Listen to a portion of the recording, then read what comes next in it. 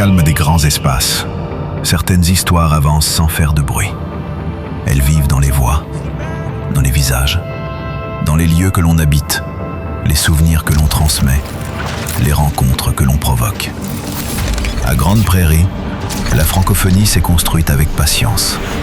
Dans les familles, les écoles, les rassemblements, les fêtes, les projets, les gestes simples du quotidien.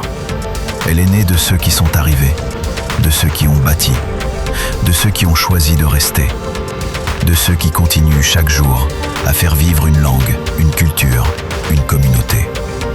Chaque parcours raconte un fragment, chaque voix ajoute une lumière. Et ensemble, ces voix composent une mémoire vivante.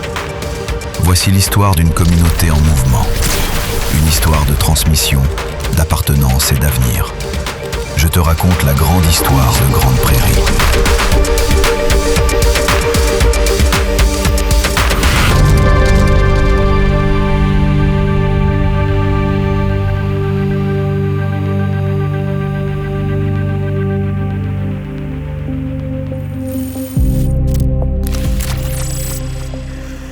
Moi, je travaille aujourd'hui au sein de Parallèle Alberta, qui est un service d'employabilité. Donc on aide les francophones dans toutes leurs demandes d'employabilité. Ça va du simple conseil sur leur résumé, à des cours en anglais, à des certifications, les orienter pour qu'ils soient armés, et mieux armés même que les anglophones. Sur place, avec des connexions privilégiées avec les employeurs, avec tout ça. Donc il y a vraiment tout un pan économique à gérer autour de ce métier-là.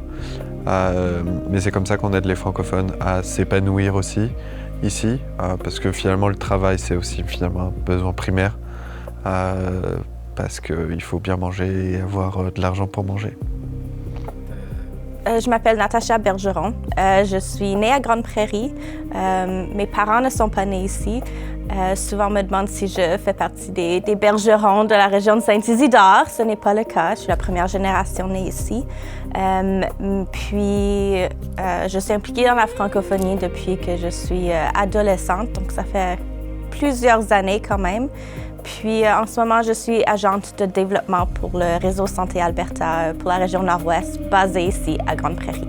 Dans le cas d'une urgence, exemple que je reçois un appel, j'essaie de communiquer, je pourrais potentiellement parler à l'infirmière au bout du fil et juste demander, OK, souvent les hôpitaux en Alberta, y compris celui ici à Grande Prairie, a ce qu'on appelle un interprète sur roulette. Donc c'est un peu comme un iPad sur un support avec des roues qui peut se déplacer dans l'hôpital.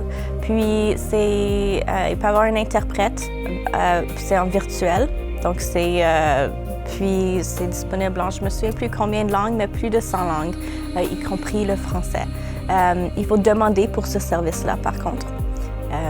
C'est pas tout le monde à l'hôpital qui savent que ça existe nécessairement.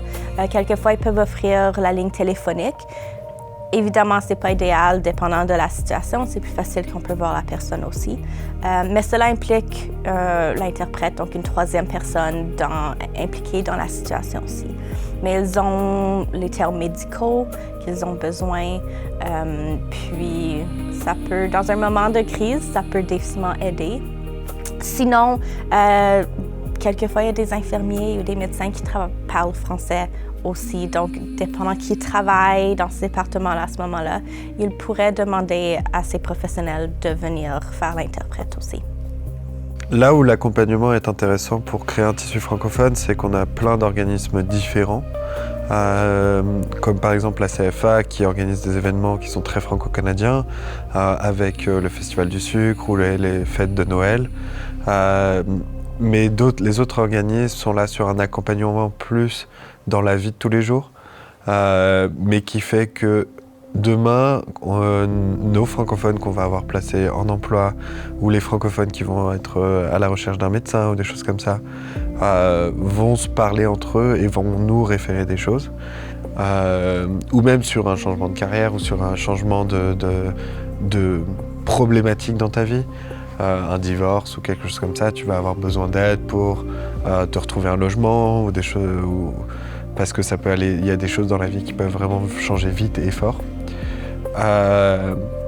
Donc oui, je pense que ces deux organismes-là répondent à un besoin, certes, qui est important, qui est nécessaire à leurs besoins à l'heure actuelle, mais la CFA a plus de 26 ans en ville,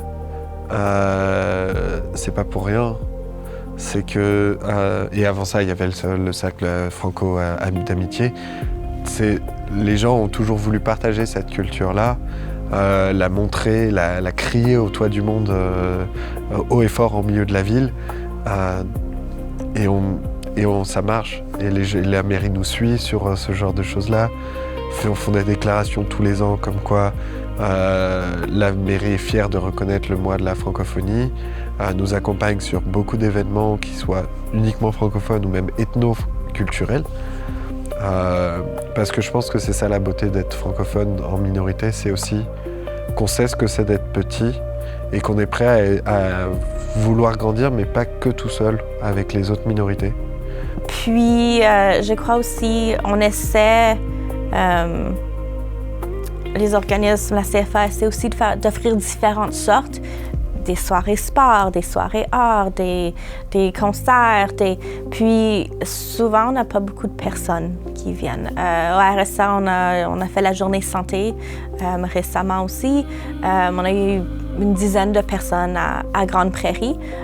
Puis c'était en présentiel aussi dans d'autres régions de la province en même temps. Puis malgré la promotion, c'est difficile d'aller rejoindre les gens. Je sais que tout le monde est occupé, les enfants sont dans les sports, dans telle chose. Les gens sont fatigués. Mais si on n'a pas les gens qui viennent à nos activités non plus, on ne peut pas en offrir plus.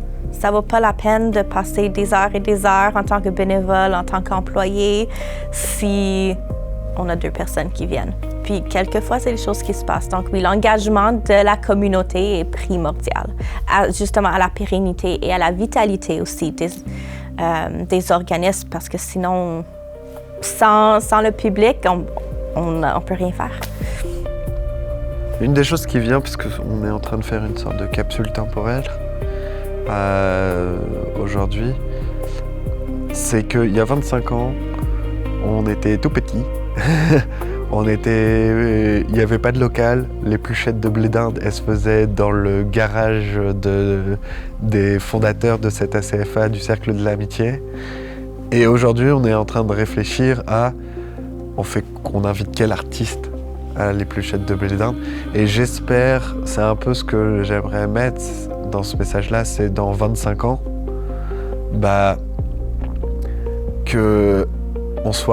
qu'il y ait une population française qui soit forte. Le rêve ultime, ça serait que le panneau stop soit marqué stop arrêt. Franchement, le jour où Grande Prairie, sur les panneaux, il y a marqué stop arrêt, c'est qu'on a gagné. C'est que, politiquement parlant, la francophonie est forte et présente. Culturellement parlant, la francophonie est forte et présente. En termes d'emploi aussi, en termes d'économie, elle est présente. Le jour où on arrivera à être entre guillemets comme Falaire avec des panneaux stop arrêt, c'est que Grande Prairie aura fait un bond et la francophonie en même temps qui sera énorme. Et je serai le plus fier ce jour-là. D'avoir potentiellement participé pendant quelques années à ce petit grain de poussière qui grandira. Une communauté ne tient pas seule. Elle tient parce que des gens veillent. Dans l'ombre, dans les bureaux, dans les fêtes, dans les urgences. Dans les premiers pas de ceux qui cherchent encore leur place. À Grande Prairie, les organismes francophones sont plus que des services. Ils sont des ponts, des repères, des portes ouvertes.